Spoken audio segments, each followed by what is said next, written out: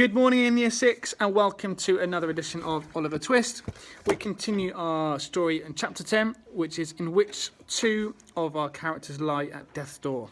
So here we go, Chapter 10. Here we go. Oliver reeled back into the scullery and fell against the wall directly beneath the little scullery window. A hand took hold of his collar and he was lifted up and backwards, dragged bodily through the window and slung across Sykes' back. The two thieves ran back across the lawn, bundled their burden over the garden wall, and kept on running out into the night, lugging Oliver along like a sack of a loot. Forced to stop and catch his breath, Sykes cursed the figures that came into hot pursuit. "How the child bleeds," he said in disgust. "They're gaining on us," yelled Toby. "There's dogs and all. Let's split up. Leave the boy, Bill, and save yourself." So laying Oliver down in a ditch and throwing his old brown cape over his body to hide, Bill Sykes plunged away, leaping over a farm wall as he went and cursing like the devils in hell. The butler and the under-butler from the big house both outrun their courage and about the same time. It is wonderful how rage can make heroes out of the most ordinary people, but in the end their bravery washed off in the rain, and both men were secretly glad to break off the chase and turn back for the house. An icy rain was teeming, rattling on the muddy cape, but Oliver did not hear it. A chill worse than a winter crept into his limbs. A blackness darker than the night had enveloped him. Oliver was woken by the sound of his own groans. He knew that if he did not stand up and move, he would die. Somehow he dragged himself out of the ditch and stumbled blindly on through hedges and across fields until he glimpsed the lights of a house. As he crawled closer and he realised with dread and despair that he had come full circle to the very house where he had been shot. Too late to look elsewhere for help, tugging on the bell pull, Oliver sank down in the porch, more dead than alive. Voices washed over him. That's I'm. That's one of them. Get him inside. Get him inside. Call the police. Call the mistress. Call a doctor. All he's done for. It's only a child, no more than a boy. Fetch the police anyway. He's one of the thieves. The entire household filled into the bedroom. Miss Rose, Maylie, her aunt, her butler and under-butler, and the parlour maids. The doctor, wearing his most serious face, asked, "Are you quite sure, Miss Maylie, that you are ready to view this desperado?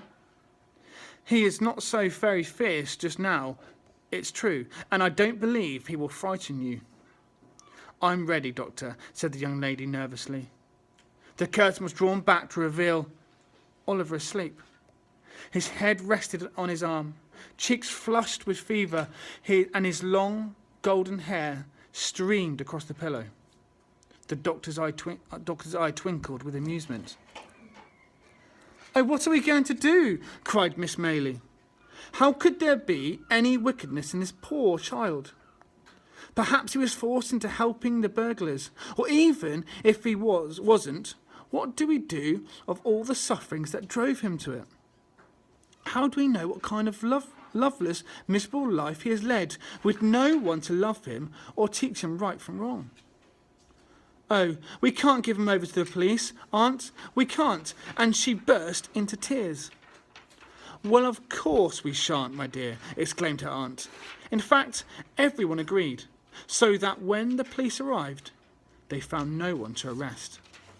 "A mistake, officers. We were too hasty in calling you." A boy, officers. "What boy?" "No boys here. So sorry to have troubled you." When Oliver woke, he found himself in paradise, or somewhere very much like it.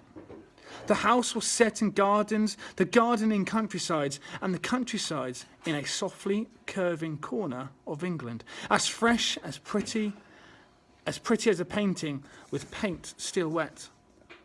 The loudest noise was birdsong or the piano where Rose Maylie played and sang. The smells were of new mown grass, wildflowers blossom, and country cooking. Oliver was treated with such kindness that night. He tried to repay that kindness by getting up early every day, by fetching and carrying, and by using his very best manners. But the harder he tried, the more loving the old woman and her niece became towards him. So in the end, he thought he might live to 100 and never be able to repay them generously. They listened to his life history and thought, and though thousands would have called him a liar, believed every word. They found him a teacher to help him with reading and writing, and pretty soon Oliver was able to read from the Bible each evening to Rose and her aunt, which made him as proud as the greatest preacher in the land. Far away in the workhouse, where Oliver had once lived, a very old woman sat bolt upright in bed and screamed, "I am dying. I must tell someone what I did. Fetch the matron. I must tell her." Mr. Bumble had never realised before how many teaspoons Mrs. Corney owned. He was very taken with the furniture too. Mrs. Corney had been called away to the bedside of a dying woman, one of the people in charge. Left alone in the parlour, the beadle took the opportunity to admit everything in the room. As matron of the workhouse, Mrs. Corney lived rent-free, a window with 30 teaspoons there, and living rent-free.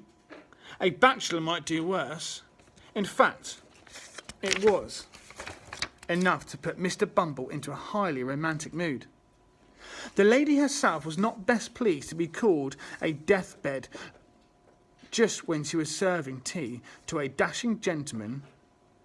She muttered, climbing the draughty stairs, "People ought to get on and die without disturbing their betters."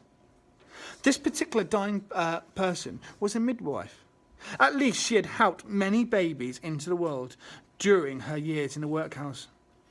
At the sight of Mrs. Corney, she heaved herself up off the pillow and began to confess. "I should have never have done it, matron. She was cold and hungry, a poor child, but still she hadn't sold it. Through all her hardship, she kept it around her neck until the day she died. She whispered to me as they lay dying, 'Give it to the child and tell him to pray for me, to forgive me.' But it was gold, wasn't it? And she was dead, and I was tempted. I took it and never let on. But it preyed on my conscience, it did. It preys on my conscience still. It was this bed, this very bed where she died, and now I'm dying. God forgive me, I must make amends. I must find the child. I must give it to the child. Give it to the little Oliver Twist." The breath caught her in her throat. The old woman fell back against the pillow, and Mrs. Corney went back downstairs to her visitor, clutching the delicious secret to her breast. Thank you for listening. That's the end of chapter 10. I will continue with chapter 11 tomorrow morning. Take care. Bye-bye.